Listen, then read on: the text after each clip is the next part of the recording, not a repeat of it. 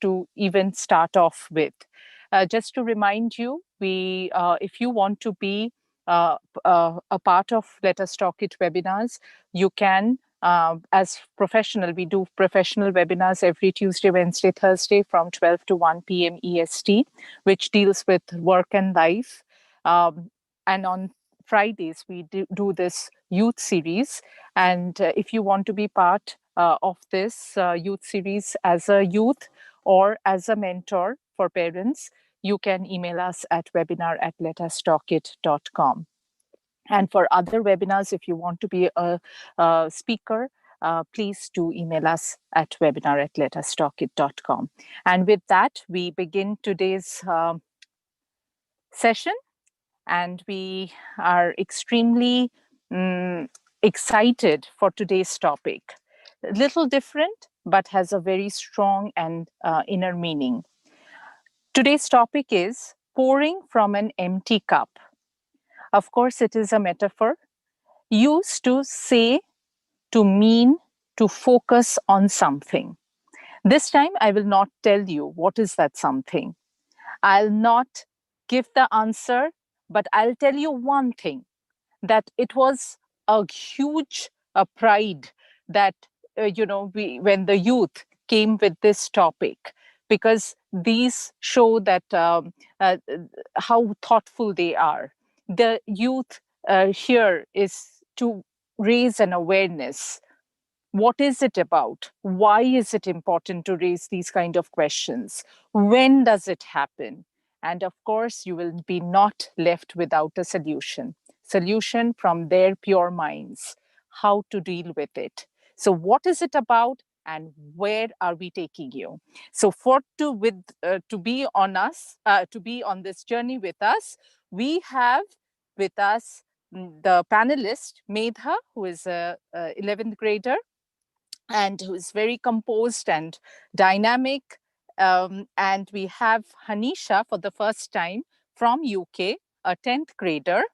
We have Anvita, a 5th grader, very bubbly, charming. And then we have Ishita, who is the second year medical student from UK. And it is her topic. She has come up with this topic, and we thought that it was a topic that many of us might know inside, but would not have ever spoken out. So with that amazing panelist, Ishita will be the moderator. Over to you, Ishita. All the best, guys. Thank you, Jill and Auntie. So as Auntie said, today's topic is pouring from an empty cup. And as you can see underneath is written, replenishing your spirit to serve others from the overflow. So today we're going to be discussing mental health and how we can help ourselves and therefore then help other people in the long term. So now I'm going to tell you a little bit about our agenda today. So first of all, we'll be telling you a little bit about ourselves as the panelists for today. And afterwards, I will give a little bit of an intro to explain the topic a little bit further and maybe explain the quote a little bit further and why we think it's fitting, and then why we've chosen this topic and why we believe it's really important. The third thing we're going to be discussing today will be taken by Hanisha and Anvita, and they're going to be talking about how you can take care of yourself. Fourth, we're going to be discussing helping other people. So Ishan and myself will take that and discuss how we can serve close ones to us from the overflow. Fifth, Medha is going to be talking about professionals and how psychologists, psychiatrists, and other mental health professionals discuss and keep themselves safe while helping other people. And then penultimately, I'll be discussing how we can all use some long-term solutions and fixes to live a better lifestyle before we finally move on to interactions and the Q&A.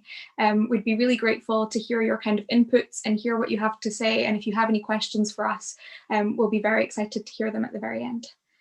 So moving on. I'm Ishta. As Jill and Auntie said, I'm a second-year medical student. I live in Scotland, which is in the UK, and my personal interests are singing and reading when I have the time, and also spending time with my family, one of whom you can see on my left-hand side, and kind of going around with my friends and exploring nature a little bit more. Next, we have Medha to introduce herself. Hi everyone, I'm Maida. I'm a junior at Thomas Jefferson High School for Science and Technology in Virginia. And in my free time, I love to sing and dance, and I also really enjoy reading and writing. Thank you, Maida. After Maida, we have Hanisha to introduce herself. Hi, my name is Hanisha. I live in Scotland. I'm an S5 or 10th grade in the US, and my hobbies are painting, reading, and playing hockey. Thank you, Hanisha. Next up, we have Anvita to introduce herself. Hi, my name is Amrita Tangala. I'm a 5th grader in Florence Elementary School in Herndon, Virginia. And some of my hobbies are singing, writing, sketching, swimming. Thank you, Anvita. Sorry for that little interruption. But next we have Ishan to introduce himself. Hi, my name is Ishan. I've just started high school in Scotland, so that is grade 7 in the US. I like swimming and playing the trumpet. Thank you, Ishan. So now I'll be giving a little bit of an introduction as to the topic and to explain it a little bit further because it can be a little bit tricky and a little bit hard to understand otherwise. So the quote that we kind of used as the title is, "You cannot pour from an empty cup." And some of you may have heard of this before, and I believe it's attributed to the Bible. And the meaning of this is basically to say that you cannot serve other people without first making sure that you yourself are whole and served yourself. And to discuss this a little bit further, we're going to discuss why we think this is important. So globally, mental health is a massive issue, even regularly, and there's a massive stigma for mental health, despite it being the fourth most burdensome issue in the UK, and that's just in the UK, so it's a massive deal. So this is why we believe it's important to discuss. And in this global pandemic, we find that actually many people are suffering from poor mental health, whether this is because of illness. So some of our own loved ones can have this illness, or we can be ill ourselves, and this can cause further mental illness because of our physical bad health. Another thing that can cause mental stress is work. So for many people, they may have been facing issues with unemployment or with redundancies in their own work. And also many people are frontline workers or key workers, so they're having to live and work in a very stressful environment and situation. Another issue that many people are facing is isolation, so the inability to be able to see our friends and family on a regular basis due to lockdown restrictions. Another thing is routine. So for many of us, we might cope with our stress by going on walks, on cycles, exploring nature, but a lot of that was kind of shut off to us at the beginning of the pandemic, and maybe even still now. So due to that loss of routine and the loss of coping mechanisms, our mental health can actually deteriorate a little bit further. And with regards to social media, it can be a really powerful tool and it can be really helpful. However, if we're staying inside more, then we're going to be spending more time online. So whether this is social media or whether this is different digital inputs, too much of this can really negatively affect our mental health, which one of our panelists will be talking about later on. So moving on to our next topic, Hanisha and Anvita will be discussing our own mental health and how we can safeguard our own mental health. Thank you. Moving on to Hanisha.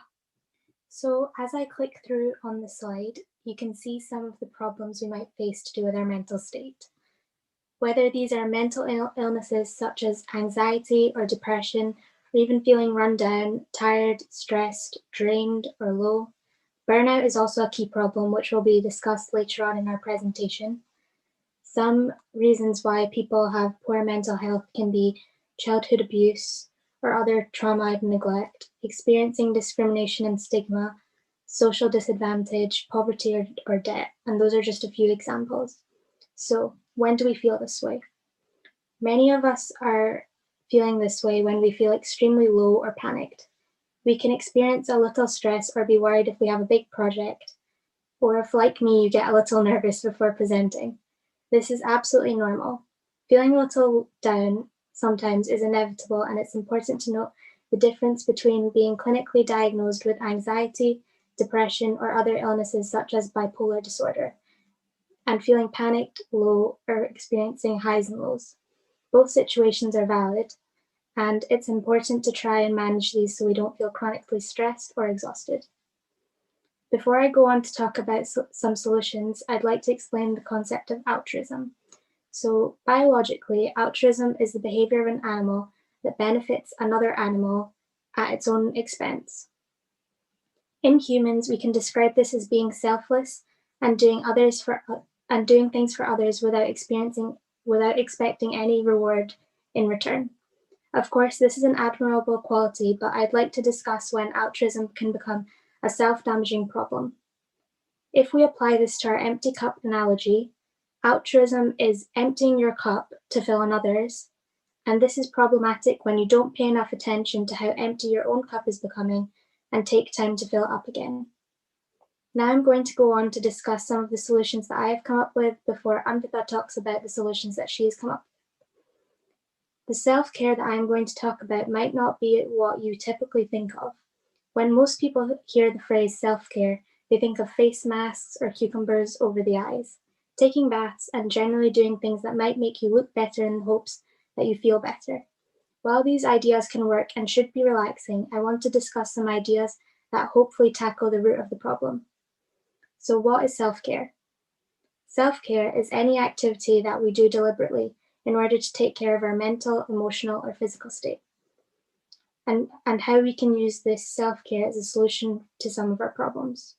To help with the problem of unlimited altruism and giving too much of yourself, you need to learn your own limitations and recognize when helping someone else begins to eat away at your own resources. Once you recognize this, you can work on setting boundaries. For example, if one of your friends is constantly ranting to you or telling you about their problems and that's draining your energy, you can ask them to call you after a certain time, maybe after work, so you don't have to drop everything to help them. Obviously, what is important across the board is practicing self-awareness and intuition. This is about knowing who you are, what you need or want, and learning to communicate this with other people and working out systems to help you. It is important to remember to be kind to others, and it is very easy to be very hard on yourself, and trying to stop negative self-talk is very important. Future-focused self-care is the idea of doing nice things for yourself and keeping in mind what is beneficial to you and what is harmful to you for your future self. Finally, a practical thing we can all do is check our inputs, social media or otherwise. We are constantly absorbing information, and it is good to check if this is nourishing you and making you feel good and safe. Too much time spent consuming digital media can empty our vessel and make us feel unconsciously stressed or bad about ourselves. Social media usually only shows the highlights of everyone's lives, and is very easy to compare your everyday life to filtered and carefully chosen online content. It is okay to unfollow brands or people that make you feel negative or remind you of negative things. Thank you, Hanisha. I really appreciate some of the solutions that you've given us, and I think it's definitely really important to know yourself and know your own triggers before you can then work towards some actual solutions to troubleshoot those. And now we're going to move on to Anvita, who's going to give us a really lovely quote and I think some of her own advice. Thank you, Anvita. Hi, everyone. My name is Anvita, and I'm going to be talking about vitally important things that you can do to refresh your mind, body, and spirit. First one is you should be honest, because being honest, it takes the burden of carrying lies off your back. And it helps you and it's vitally important because honest truths can flow in and out of your body. Second one is you should know your limits. Don't take on more than you can handle, only to regret it later. Knowing your limits will help you with time management by keeping you from overcommitting and leave time for love and laughter. Next one is eat right. Healthy foods help recharge your body and give you much needed energy. Look into a dietary plan that will guide you to eating healthier so that you feel energized. Third one is make time for yourself. Alone time is good. It provides an opportunity for you to reflect, plan, and relax without in any interruptions. We're quick to say we don't have time for ourselves, but a big part of it is managing your time properly. Saying no so that you can recharge is necessary. Next one is develop your spiritual relationship. Interest yourself by taking time to meditate, pray, or do something that connects you to an emerging, healthy spiritual relationship. Next one is you should forgive. Letting go is a tremendous way to recharge your life by removing a heavy burden of pain, anger, and hatred.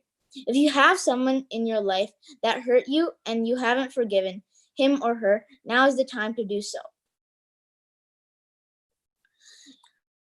Next one is you should give back. Give off yourself as a reminder of how much you really have. Volunteer at a shelter, food bank, or a senior home, or anywhere that allows you to see your blessings. We're quick to point out what we don't have, but seeing it from someone else's perspective can be humbling and bring appreciation. Next one. Mix things up. Explore life by venturing outside of your comfort zone. Go to an art gallery, hiking, or skydiving, or do anything that allows you to take in a more enjoyable educational or peaceful activities.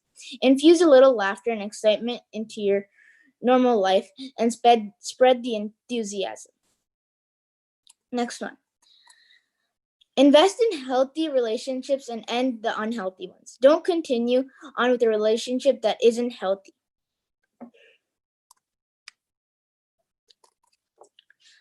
Next, I would like to be talking about a quote that I found that is really touching, and it really is touching to this topic. Self-care is an act of self-love. And what that means is if you take care of yourself, it means that you love yourself and you can help others when you are energized and recharged. Thank you, Anvita. That was a really powerful quote at the end, and I really appreciated all of those suggestions that you gave us, and I think they're really practical and go hand in hand, so it works really well that you've given us the really practical solutions and Hanisha's told us about kind of why we need to do this. And it's really important that we have to remember that the reason why we're doing all this meditation and, taking time for ourselves is so that we can get out of our headspace up here and actually live in our own bodies, so we can clear our minds and actually, be a bit less stressed. Thank you, Anvita and Hanisha. Now we're going to be moving on to how we can, keep in mind what we've just heard and still help other people. And I'm going to be talking about this, and so is Ishan. So Ishan's going to go first and tell us a little bit more about helping other people. Even though we have... My bad.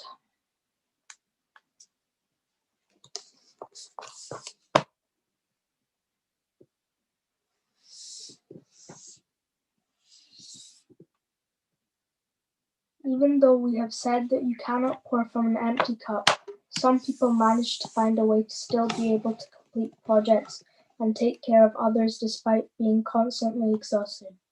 We can describe these individuals as being high functioning. One example of a group of these people are parents. They find a way to show complete selflessness and pour magical tea from an empty cup. Why do they do it? Well, they have to.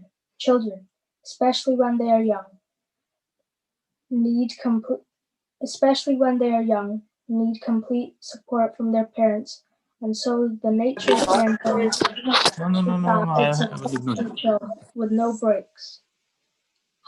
However, if you are old enough, you are able to, we can find ways to help our parents and other older relatives. One of the easiest ways we can fill their cups is by spending a little time with our relatives, talking to them, actively listening to them, and generally being present when you spend time with them rather than being on your phone, etc. I know that although my grandparents are in a different country, they really value and appreciate the time we spend together because they always tell us about the memories we spend together. Another thing you can do if you are old enough is trying to do your own homework and other tasks as much as you can, so your parents can focus on taking care of you. Offering to help around the house when you can might also help them. However, you have to remember your own boundaries. While it is nice to help your parents and support them, they are your parent, not the other way around. It is their responsibility to take care of you. Also, remember that you can only help so much. If, as you get older, you feel like your parents need help, encourage them to seek professional support and treatment. Don't take too much onto yourself. I watched a movie recently called Room, where a mother and son live through a lot of trauma, and when they are reunited with their extended family, the mother, Joy, has to seek treatment for herself and leave her son Jack in the care of her own parents, so he is safe while she recovers. It takes a village to raise a child, and parents should make sure they are staying healthy. Thank you, Sean. I think that's really important to remember that we have to keep the balance between taking care of ourselves and taking care of our parents. And obviously the point that we're trying to get across is make sure that you're taking care of yourself first before you try and help other people. Yeah. Now, I'm going to be talking about how we can apply the advice that Ishan's already given for your parents and your relatives, and also kind of talk about how you can use this for friends and other people around you as well, because it's important to look out for those that we care about in our community when we can. So how can we be there for those whom we care about without hurting ourselves? So one thing that I think is really important is staying in touch with the people that you care about, whether these are people in your wider community or your really close friends. I know that nowadays loads of people kind of post chain messages on social media, whether this is on Facebook, and say, oh, share this if you think mental health is really important and if you're always going to be there to for a friend if they want to reach out. And many people will post on social media and say, hey, if you're going through something, please talk to me. I think this is very important and we should keep doing this, but I also believe that if someone is really going through something, they might not want to burden someone. So if we're constantly maintaining a healthy environment by talking to people regularly and then kind of asking them and giving them the space to talk about their own problems, then I think that's more productive and I think that's more healthy. And I think that way you're actually going to be able to hear about some of their problems and maybe be able to help them as well. Something we can all do is extend loose invitations. So by loose invitations, what we mean is some of our friends or even yourself, if you are feeling mentally low or down, or if you have any sort of mental illness, so it can be really hard to come up with the motivation to go to events that your friends have invited you to. And if you keep not attending these events, your friends might eventually stop inviting you, and then that can further your sense of isolation. So by extending loose invitations, this means that you should invite your friends and you should say, hey, I know that you might be going through something, but we would really love to see you there. And if not, no worries at all. Just let us know whenever you want to come. You're always invited. And constantly reminding them of that. Make sure that they don't feel as guilty, and it makes them feel like, you know, they're valued and that they're still being remembered. And I think that's something that we can really be productive with. Something we can all do is kind of offer to be helpful whenever you can. So like Ishan said, whether this is kind of helping someone out with their daily tasks if they're really finding it difficult to do so, and that kind of thing. Just little things like that can make a massive difference. And finally, you have to remember that for the people around you, whether these are your parents or your friends, you can't fix everything, and that it isn't your job to fix everything, and to take that on yourself can be harmful for you and for the person that you're trying to help. It's important to encourage them to seek professional support if you think that's required and support them through that decision. So now Maida is going to be telling us a little bit more about professionals and how they manage to help us and help themselves. On to you, Maida. Thank you, Ishita. So we've talked about taking care of ourselves and of our close family and friends. But what about the mental health professionals whose job is to take care of not only themselves and their family, but so many patients? How do they ensure over hundreds of cups are full and stay healthy and content enough to perform well in their workspace? So we'll learn more about that in the next couple of slides. But first, what do mental health professionals do exactly? They help a wide variety of people and can treat many kinds of problems. Some people may go talk to a psychologist because they have felt depressed, angry, or anxious for a very long time. And others may have short-term problems that they need help navigating, such as maybe overwhelmed at their new job or at school, or if they've lost a family member recently. Psychologists help people learn to cope with stressful situations, get rid of addictions, manage chronic illnesses, and also psychiatrists perform tests and assessments that can help diagnose a condition and tell more about the way a person thinks, feels, and behaves. The tests evaluate intellectual skills, cognitive strengths and weaknesses, and lots of things, personality characteristics. So now moving on to types of mental health professionals. The first one is psychologist. The first image that comes to mind when many people think of a psychologist is a person lying on a leather couch telling the doctor their feelings. And that does sometimes happen, but psychologists do a lot more than just ask you how you feel and take notes. Psychologists specialize in the science of behaviors, emotions, and thoughts, and they treat a range of issues from relationship problems to mental illnesses, all through counseling.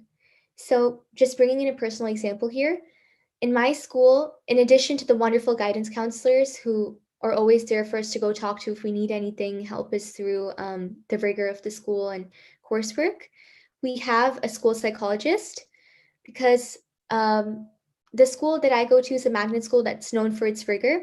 And when there's a significant part of the student community suffers from mental health illnesses, and we've also lost a few members due to mental illnesses. So we have a school psychologist and who their importance cannot be described in words, how much they do to make sure that everyone is secure and happy in their learning environment. The next type is a psychiatrist. So psychiatrists diagnose, treat, and help prevent mental, emotional, and behavioral disorders. And one difference between psychiatrists and psychologists is that psychiatrists are licensed to prescribe medicine, whereas psychologists are not. So general practice doctors can also prescribe medications to help with mental and emotional problems, but people prefer to go to psychiatrists for complicated disorders. Some of their specialties include children and adolescents, youth like us, also forensic psychiatry and learning disabilities. The next type is a psychotherapist.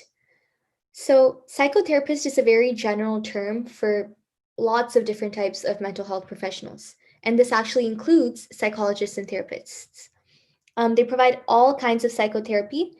Psychotherapy basically is a type of talking therapy, and which is designed to improve your mental health and general well-being in the long term. And there are many different schools of psychotherapy. The most popular one is cognitive behavioral therapy, also called CBT. Psychotherapists usually use CBT to help their patients learn how they can change their bad behaviors or negative emotions and thought patterns. The last type we'll be talking about today are mental health counselors.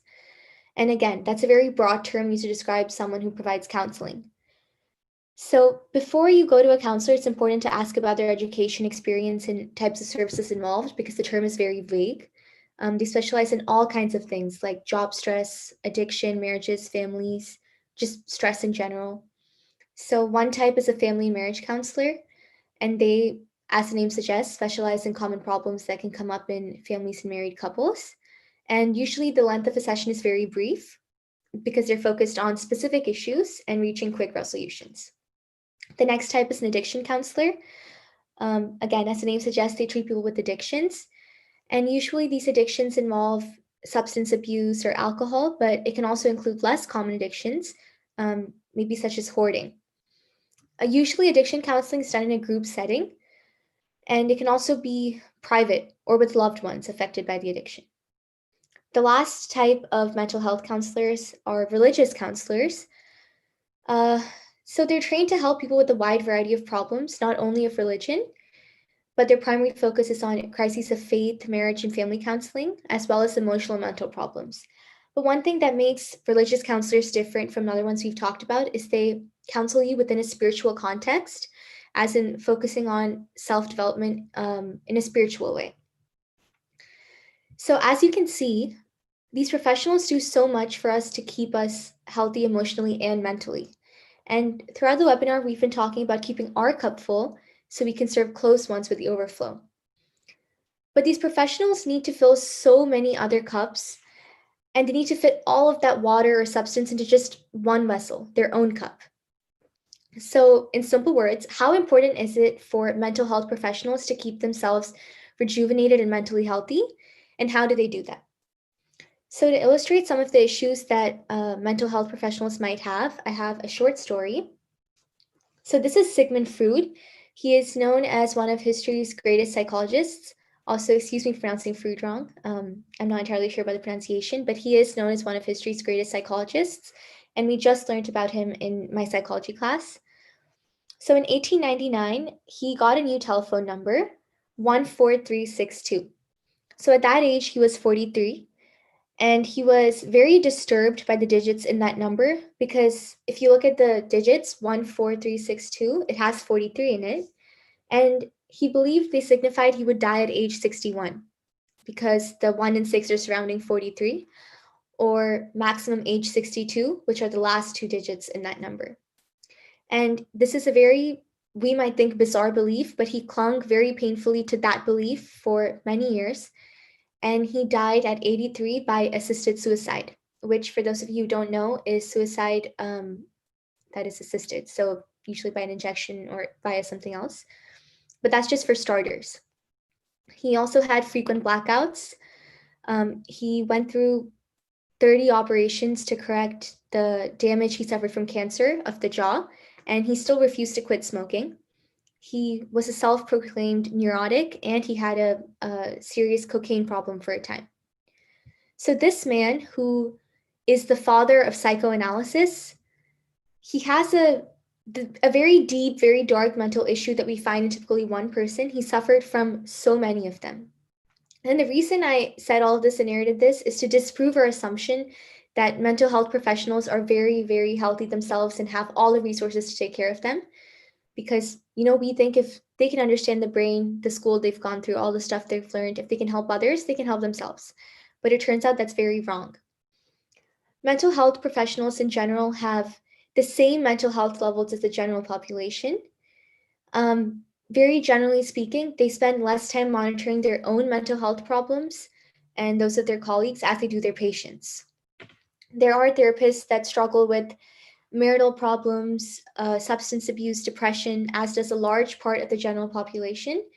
And very ironically, with obviously quite a few exceptions, mental health professionals have access to relatively fewer resources than we do when they need the most assistance. So the question is, how can their patients be protected and still benefit from a quality therapy session? And how can troubled professionals be helped so that they're more content and able to perform better in their workspace? If a psychologist is in a full-time, if you wouldn't mind moving on to the next slide really quick. Thank you. So if a psychologist is in a full-time practice at a facility with other therapists, known as a group practice, they can back each other up. There's a saying in psychology that a private practice can be very lonely because therapists are vulnerable just like us.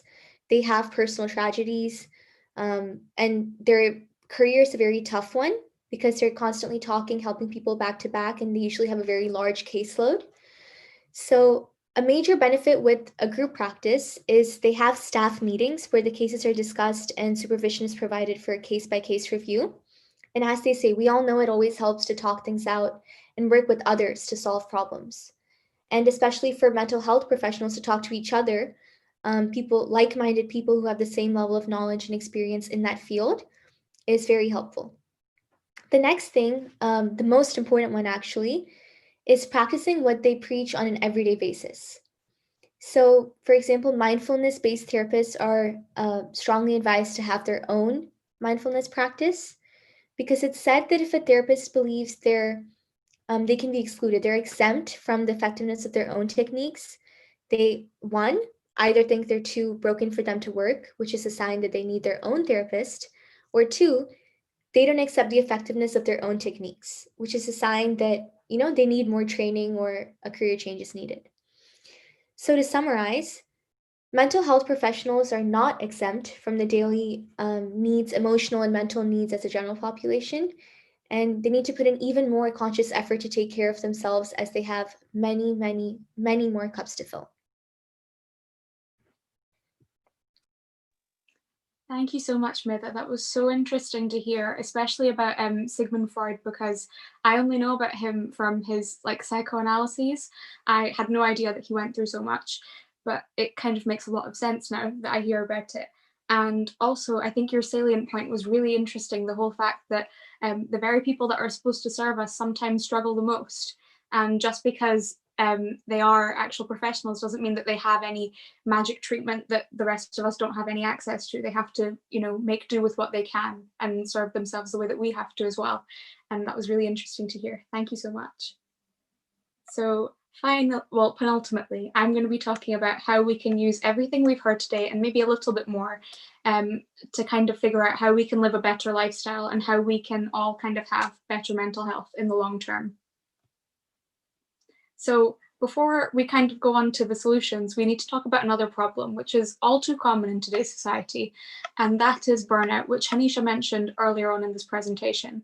So burnout is a phenomenon where people become emotionally, mentally, physically, maybe even spiritually exhausted, and this is caused by long-term stress.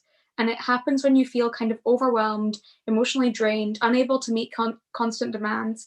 And so as that kind of increases and continues over the long term, you begin to lose motivation until you kind of become a shell of yourself. And this is just a really awful cycle.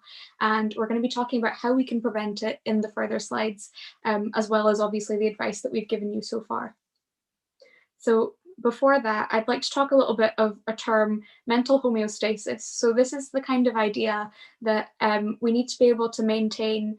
Again, it's another biological idea, but we're going to apply it to mental health to kind of explain that we need to come up with strategies to maintain our own internal equilibrium despite external factors. So this means that no matter what's going on the outside, how you feel inside doesn't change too much based on that. So if you look on the left-hand side, you should see a really kind of squiggly graph, and that's showing you how your mental health might change with a really high stress lifestyle. So if you're having really high stress and you kind of react with the way on the left, that's obviously really bad for your mental health.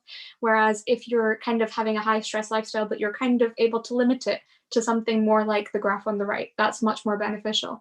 And this kind of links back to what Anvita and Hanisha were saying with the whole idea that you need to know yourself. So if you know that you're someone that can't maintain as much mental homeostasis and you can't make that difference, and you know that if your external life is really hectic, then your internal life will also be really hectic, then you need to kind of make that decision, make that trade-off between whether you want to live a high stress lifestyle. For example, if you want to be a doctor or if you want to be a CEO of a major corporation, do you know that you'll be able to maintain that stress? And if you can't, are you willing to sacrifice that part of your mental health to be able to do so? A bit of thought for, food for thought. So now moving on to how we can actually do things that will help in the long term. So some of the things that we can do to prevent burnout is spending time with your family and friends, and spending time with them wholesomely and proactively, as Ishan mentioned. So not being on your phone when you're with them, and really spending time with them and being actively kind of listening to them and being there in the moment and being really present and mindful in that moment is really important as well. Talking with your peers is something that we haven't really discussed previously. And this is kind of more about, so this is really good for mental health. So as a medical student, we constantly have something to complain about. So usually it's quite nice for me to sit with my other fellow medical students and to say about how we wish that certain teaching things would change and how we wish that they would change certain aspects of maybe mental health support. And talking about that is really helpful because you're able to know that people around you that are in the same circumstance feel the same way that you do, so you don't feel as alone. And also by talking to your friends, you're actually able to maybe lead this to systemic change. So ask the kind of medical school to maybe make resources a bit better laid out. And so that will help your mental health a bit better, because there's not much point in trying to do yoga and meditation if your problems are kind of systemic. So talking with your peers can help that, but also working towards a solution for the bigger problems, like Hanisha mentioned, whether this is getting away from an abuser or trying to, move to a better situation in life. It takes time, but it's definitely worth it if you find a way to do it, which I know can be really, really hard. Another thing that we can all do, and which links back to the whole burnout idea, is knowing yourself and knowing when you need to take time away and recognizing the warning signs of when, it might be getting a bit too much. And knowing that and recognizing that it's perfectly fine to take time away to refocus and replenish yourself. whether this is a short-term break for 20 minutes away from studying and knowing that that's okay to take and you're not going to get super stressed out because of it, or a longer break, so taking a year out of university because you need to do that for your mental health. It's important for you to know when you need to stop before it becomes too late and before you kind of go off the deep end. Another thing that is really important is therapy. So with the stigma, which was mentioned a little bit earlier on, it's important to know that you're perfectly allowed to get therapy, as Medha said, and seeking professional help can help you regardless of whether you've been diagnosed with a mental illness. And you can kind of gain coping strategies and learn more about yourself by going there and just having someone to talk to. And finally, something that Anvita really mentioned, and I would like to make really clear, being healthy is always really helpful. So living a healthy lifestyle, eating well, making sure that you're getting all the right nutrients, exercising enough so you're getting your blood pumping, you feel happy, you're releasing the endorphins, and making sure that you're getting enough rest is all really vital to help you in the long term. So thank you so much for attending our presentation today. We're now going to be moving on to interactions and our Q&A session, so feel free to ask any of the panelists or all of us some questions or raise any points that you have. Thank you.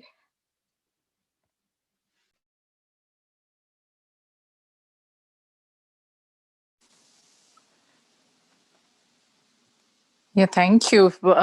What a terrific presentation. So are we moving to the interaction session? I think you have a few questions.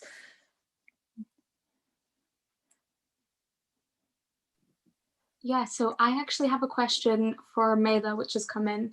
It's asking a little bit more about stigma, because I think you mentioned it quite a little bit. So if you could tell us a bit more about that, that'd be really great. Yeah, so as we know, mental health problems are very common in the general public and professionals, as I mentioned. And most people who experience mental health problems either recover fully or they're able to live with them, but still manage them if they get help early on. But the whole issue comes in when people are hesitant to get help because, as you said, the stigma. There's a really strong social stigma attached to mental illnesses, some in more countries than others. And so people with mental health problems can experience discrimination in almost all aspects of their lives.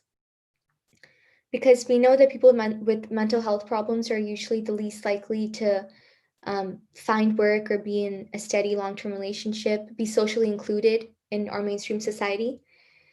So one misconception that we can disprove that a lot of people have is that people with mental health are very violent and dangerous, when in fact they're actually more at risk of being attacked and harming themselves than harming other people. And actually, stigma can worsen someone's mental health problems and delay their getting help and treatment and their recovery, because, as I said, they're hesitant to go seek help or even admit that they have a problem if it isn't generally obvious to the eye. So research shows that my research that I've done, it just showed that the best way to challenge the stereotypes is through firsthand contact with people that have experienced mental health problems. And there are lots of national and local campaigns that are trying to change the public attitude to mental illnesses. For example, there's an Equality Act that was passed in 2010, and it made it illegal to discriminate directly or indirectly against people with mental health problems in public functions and services. And an example I'm sure we all are familiar with is with Deepika Padukone. I think in 2014, 2015, she suffered from clinical depression. And after she recovered, she made a foundation called Live, Love, Laughter, Live, Love, Life. Something. Yeah, I'm sorry, I don't remember the exact name, and it's a foundation dedicated to removing the stigma in India specifically that's founded around mental health. And they've been doing so much to remove that stigma. So I think it's just about speaking about it. And as I said, having firsthand contact with people who have mental illnesses or have recovered and knowing from them what it's like to live through it. So we're more open and more compassionate towards the people who do suffer. Thank you, Medha. That's really interesting to hear, especially that your research backs that, because just to further your point, actually, last year when we were having some of our lectures, we had a couple on mental health and discrimination. And actually they brought in someone and he gave us a lecture about how he was eventually diagnosed with bipolar, but obviously a diagnosis can be really hard to achieve, which can be half the battle for people that are struggling from mental health issues. But having that contact with him and hearing his actual experience from a person that actually suffers from this was really vital for us. And it was so interesting to hear, especially with his own struggles with discrimination and how he struggled at first to get a job after being such a highly achieving person throughout his life before this whole event happened for him. And I think you're really right in saying that it's really hard for people to understand mental illness, and maybe that's partly where the stigma comes from, because for most illnesses you can't necessarily see the illness. So like if you have something inside you, even if it's like, oh, I have a sore tummy, you can't see that usually, but you can usually see the symptoms. So even if you can't see the organ, you can at least see the symptoms. But mental health, sometimes you can't even see that. So because it's an invisible illness, people find it very easy to kind of say, oh, it's in your head, which it is, but that doesn't make it any less valid. And thank you so much, Medha, for answering that question. And I think another question that we have for everyone, so whoever wants to take it first, is how we use our own activities that we discussed at the beginning as a form of self-care or as a form of, keeping ourselves a bit sane. Does anyone want to take that first? Or okay, I'll just go because my mic's on. So I, especially around the time of my exams, I used to do Taekwondo. I'm a black belt in Taekwondo. I really enjoy Taekwondo. It's really fun. It's really nice to be able to, learn something, and also, the whole physical element of it, really kind of getting in the high intensity workouts. It was really helpful, and I found that so useful for my mental health. And then, having all your friends at your activities and stuff, I think that's really nice as well. And it just means that you have something aside from your studies or aside from whatever's going on in your life that you can, have. Hanisha, would you like to talk about your things? Your painting, right? So if I get stressed, then I'll just put on some nice instrumental music and then get on the painting. Is this the lo-fi hip hop beats? Yes, very good. Highly recommended. Very chill, very good. Ishan, would you like to tell us about how stressful your life is as a 12-year-old? Well, I don't have many things to be stressed about, but I do like to play the trumpet as it keeps me very relaxed. Is this like the more stressed you are, the louder you play type of thing, or? No. Okay, thank you, Ishan. Thank you, Hanisha. And would Medha or Anvita like to go next? Yeah, Anvita, you want to go or do you want me to? Yeah, I can just go. It's like 5 minutes. I don't really have much stress, but if in case I have a little bit more work than I usually do, and I finish it and I just want to take some time off in my free time, we have a friend who has a dog here and it's really cute, so I just go and take care of it for a few minutes. So for me, I have 6 things that came to mind. First, obviously, just spending time with my family and my dog, because like Anvita said, I love dogs are the best to spend time, especially when you're stressed with, because they have no stress in the world. They're always happy, wagging their tail and coming after you. So just spending time with, just getting away from your computer or your textbook or whatever it is that's stressing you out, and just being with other people or other animals you love really helps for me. And in terms of activities I do, so I'll just talk about my hobbies, how they help, and then I want to go a little bit deeper into yoga, if that's fine. Okay, so I sing. I've sung for a very long time, singing and Bharatanatyam. So both of those really help. So does Carnatic violin. They're just hobbies. I'm really thankful that my parents actually put me in classes and taught me, because I have so many different ways to channel and get all the stress out of me. So about yoga, my grandfather, when I was 5, 8, very, very young, every time he came to America from India, he would sit all the cousins together and teach us very simple yoga. And at that time I had no idea, what is yoga, what is this, what is that? It was just about moving for me, right? And the saddest part is that a lot of people think that. They think yoga is just about, no matter how complicated the pose gets, they think it's just about the poses. That's asana is the name for it. But it actually asana is one of the 8 limbs of yoga. And it's like, it's a very small part, a very important, but very small part of just how much yoga can do. So when people say do yoga to release stress, meditate and all, I don't think people really hit exactly what it's about. And I do it on a regular basis. So talking from my own experience, yoga helps you be really centered. And if you stick with asanas, that's not going to help. It's more about the breathing and the time you take to introspect. So whether that's through yoga or meditation or prayer, just taking that time to introspect, knowing what exactly stressing you out, why you're responding a certain way, and seeing what you can do different really helps. Thank you so much, Maida. I think that's really interesting, and that's a really good point that you've made. I feel like nowadays with the gentrified version of yoga, it's a lot of, oh, namaste and that kind of thing, and oh my gosh, I love turmeric. But that's not necessarily what we're talking about, and it's more about the whole mindfulness aspect, and that's where it came from.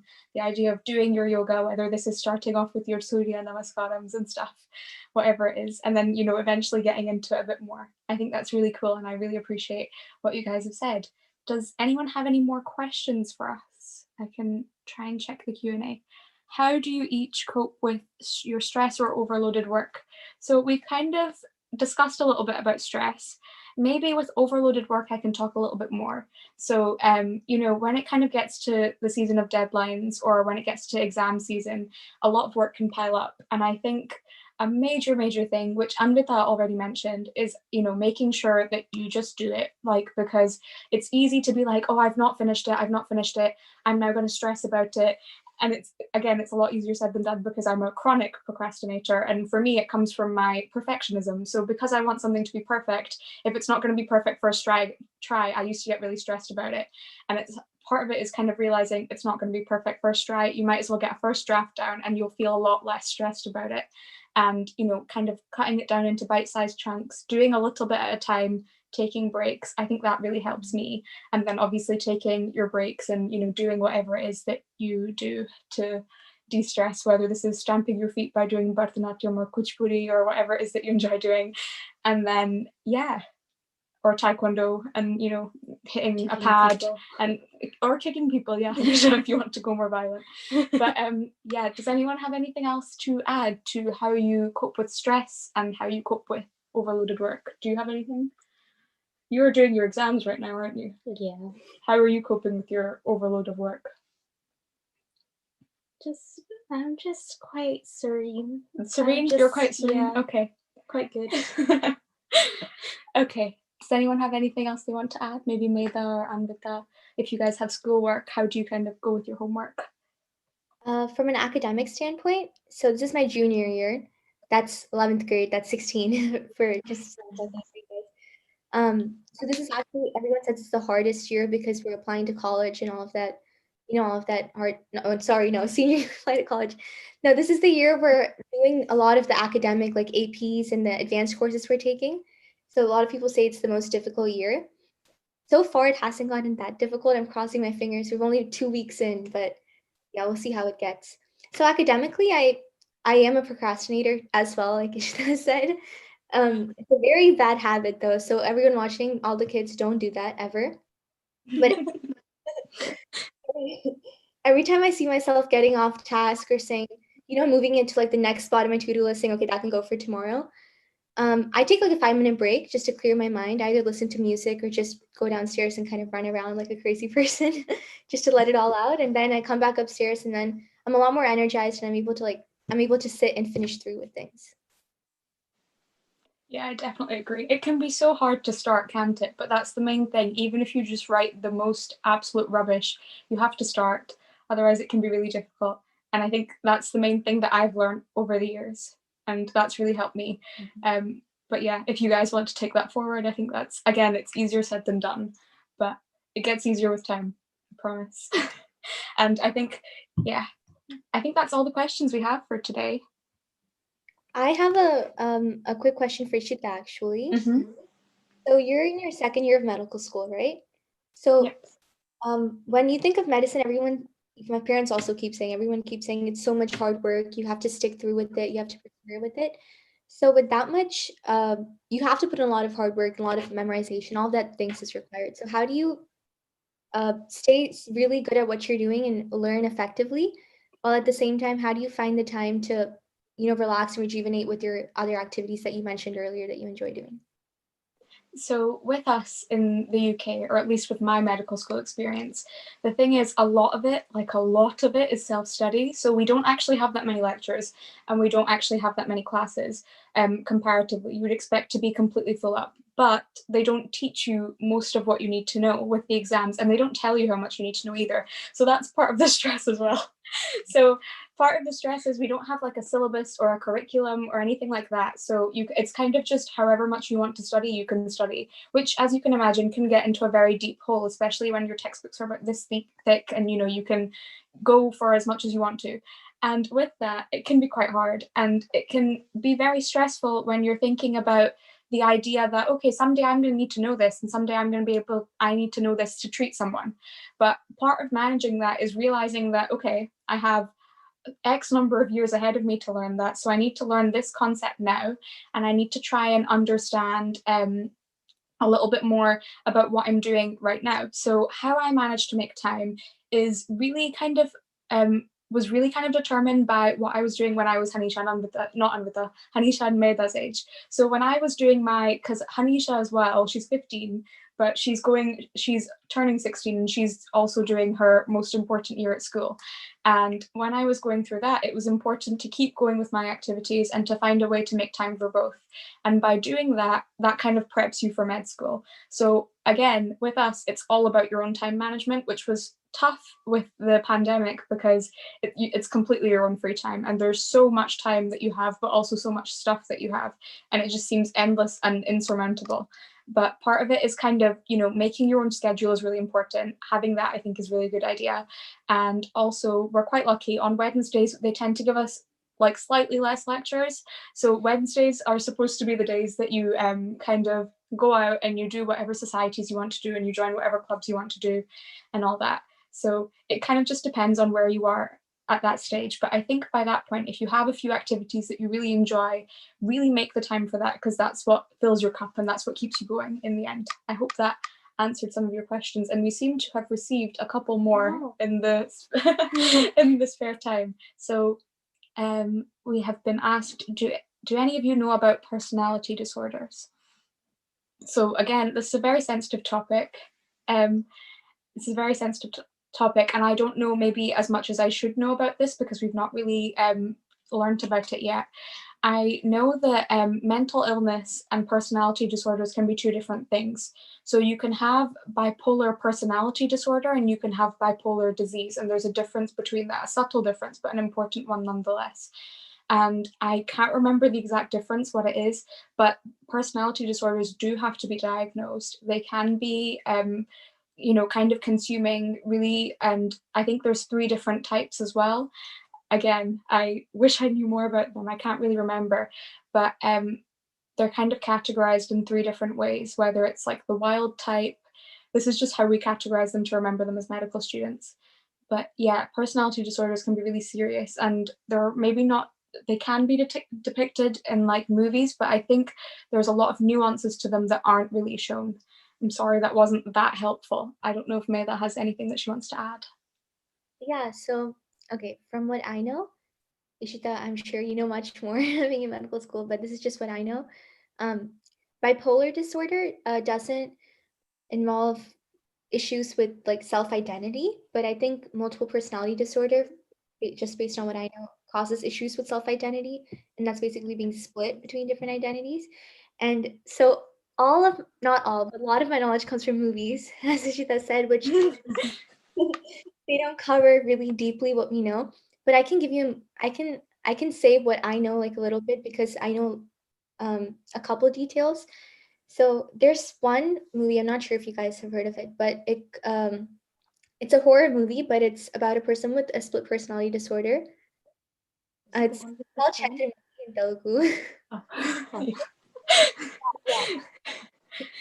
But I think that's an example where it's, even if you take out, because obviously it cannot go into all the details of what a split personality disorder actually is and how serious it is.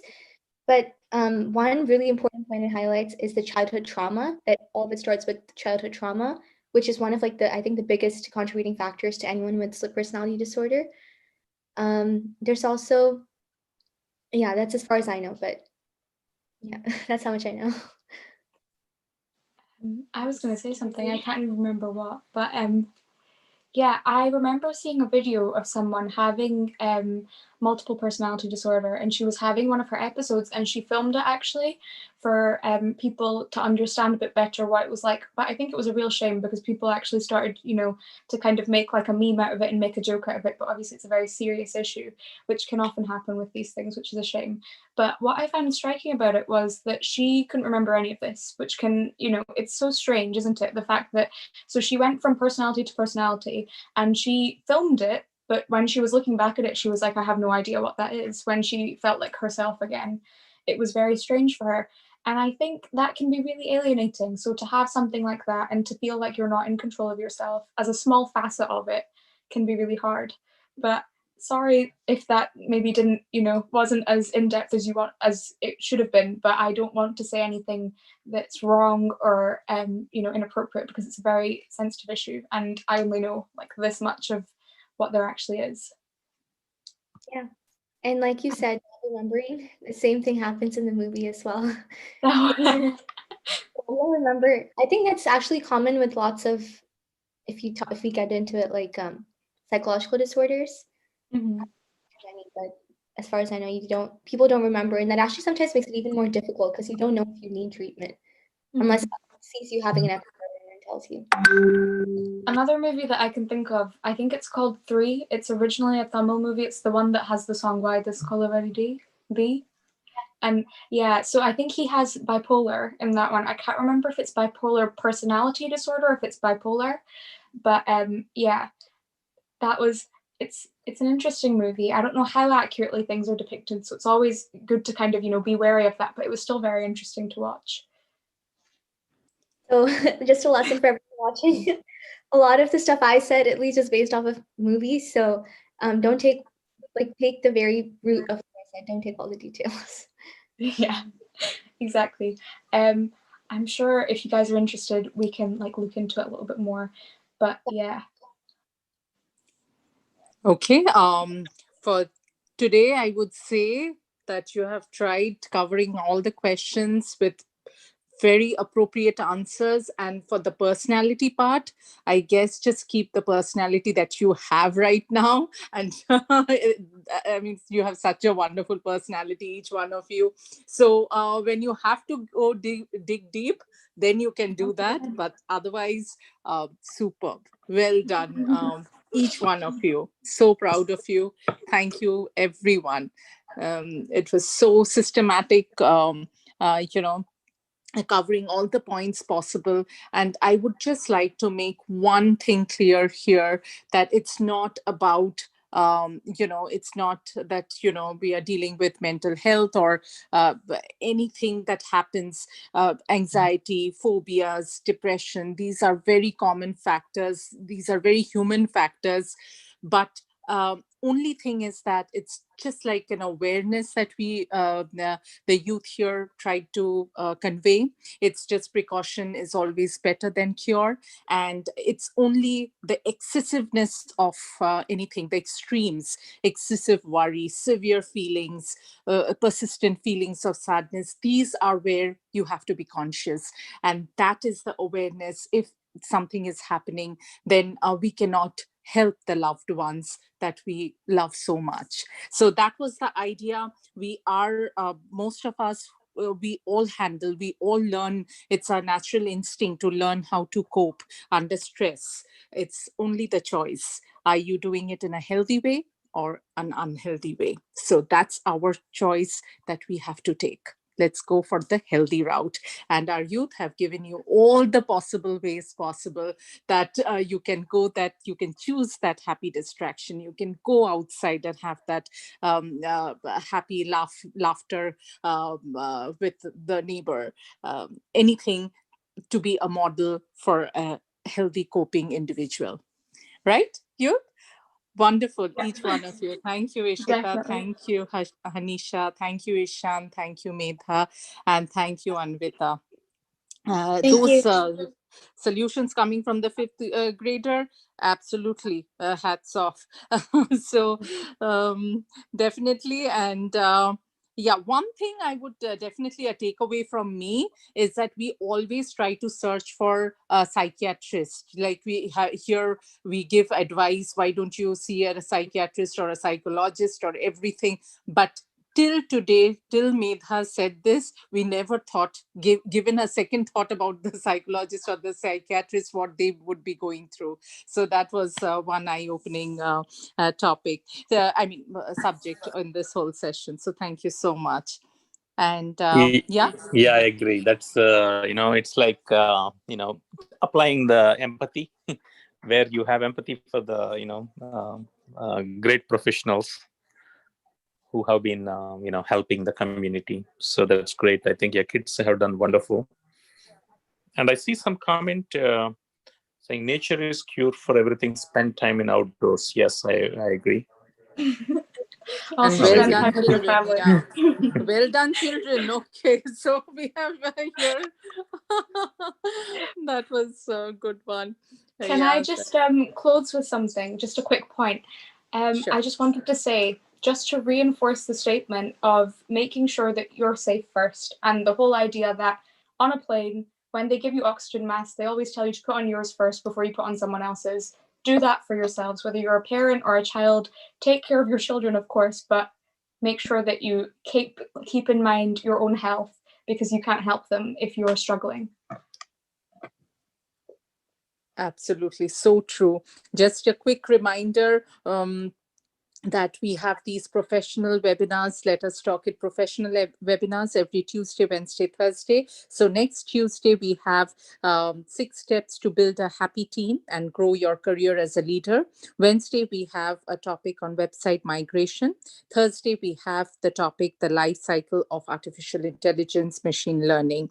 And the 5th, which is our the 4th webinar, which is the youth webinar on Friday. After this session is done, those who have joined in on YouTube and Facebook, please, if you can join in the Zoom link provided to you in the groups, if you can join here, we can discuss on the topic for next week. It helps a lot, so everybody is on the same page with the topic, and we can discuss further, and the kids can also give you a better topic and a better brainstorming session in these webinars. So with that, have a wonderful weekend ahead, and thank you, youth, for your wonderful participation. Thank you, everyone. Thank you. Thank you. Thank you. Please stay. Siri and Pranav says, well done, panelist. Wow. Thank you.